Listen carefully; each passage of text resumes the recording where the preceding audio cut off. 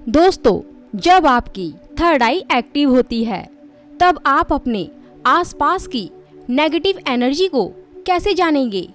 जैसे कि कोई भूत प्रेत, पिशाच वगैरह वगैरह, इन सब को कैसे देखोगे? तो दोस्तों, मैं आपको बता दूं, भूत प्रेत या पिशाच इन सब का कोई भौतिक शरीर नहीं होता है। तो जाहिर सी बात है कि आप इन सब को अपनी इन भौतिक आंखों से कैसे देख सकते हो? इन्हें देखने के लिए छठी इंद्री की आवश्यकता पड़ती है। अब आप ये कहेंगे कि छठी इंद्री से कैसे देख सकते हैं? तो मैं आपको बता दूं, छठी इंद्री मतलब तीसरी आंख, जो दिखाई नहीं देती है। इस छठी इंद्री के जरिए हम फील कर सकते हैं उस नेगेटिव या पॉजिटिव एनर्जी को। आपकी छठी इंद्री एक्टिव होने से पहले आपके समझ के वो पन्ने खुलने लगते हैं, जिससे कि आप हर उस अनहोनी को पहले से ही फील कर सकते हो। दोस्तों, इस छठी इंद्री को भले ही हम इन भौतिक आंखों से नहीं देख सकते हैं, लेकिन ये छठी इंद्री इन दोनों आंखों से कई गुना ज्यादा पावरफुल है। जब ये थर्ड आई एक्टिव होती है तब आपकी थर्ड आई की परतें खुलने लगती है। दोस्तों, इस एनर्जी को झेलना इतना आसान बात नहीं है।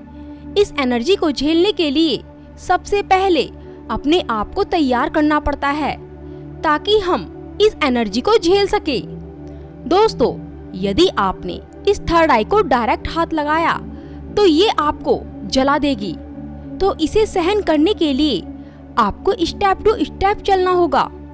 स्टेप टू स्टेप चलने से मेरा मतलब है दोस्तों कि जब आप एक एक चक्र पर पहुंचोगे तब आपके उन चक्रों के आधार पर आपकी समझ बढ़ती जाएगी, आपका ज्ञान बढ़ता जाएगा।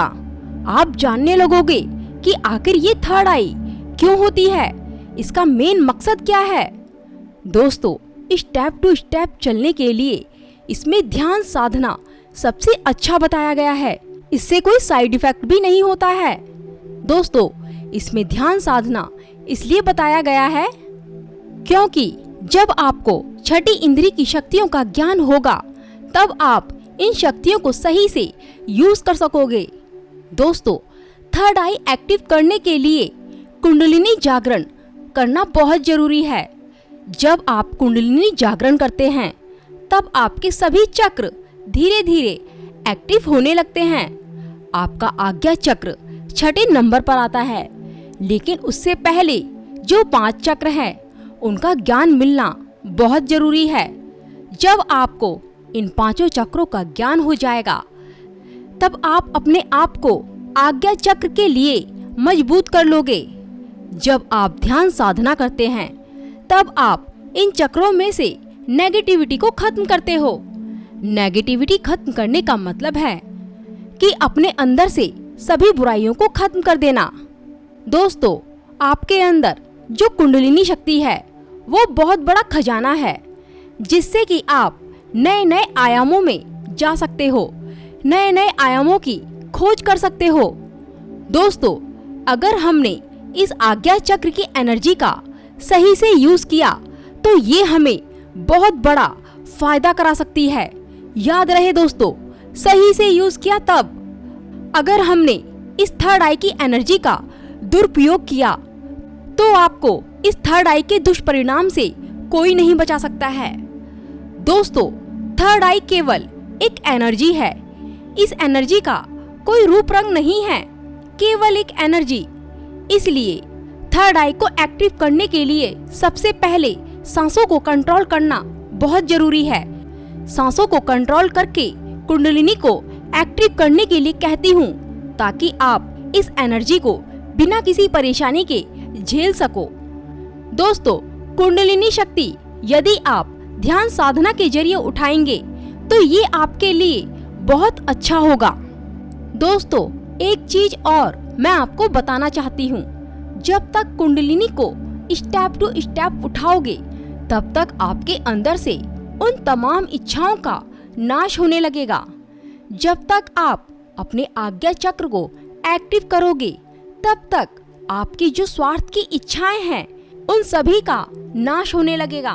दोस्तों, चक्रों को एक्टिवेट करने का मतलब ही है कि आपके अंदर से उन नेगेटिव ऊर्जाओं का अंत होना। वैसे दोस्तों, हर एक चक्र की अपनी ही एक अलग प्रकार की विशेषता होती है। जैसे ही आपका आज्ञा चक्र एक्टिव होगा, वैसे ही आपकी समझ बढ़ती जाएगी। आप जानने लगोगे कि आप जो भी रियल लाइफ में जी रहे हो वो सच है या एक सपना। तो आपका इन 6 चक्रों का ज्ञान प्राप्त करना बहुत जरूरी है, जिससे कि आप अपने इस जीवन को जान पाओ। तीसरी आंख तक पहुंचने के लिए इन चक्रों का ज्ञान होना बहुत जरूरी है। वैसे दोस्तों, आप इस आज्ञा चक्र को डायरेक्ट भी एक्टिव कर सकते हो, लेकिन ये सही नहीं होगा आपके लिए। इससे आपको समझ नहीं आएगी, और समझ आने के लिए इन चक्रों से गुजरना बहुत जरूरी है। तो दोस्तों, वीडियो कैसी लगी कमेंट करके जरूर बताना। नमस्कार दोस्तों।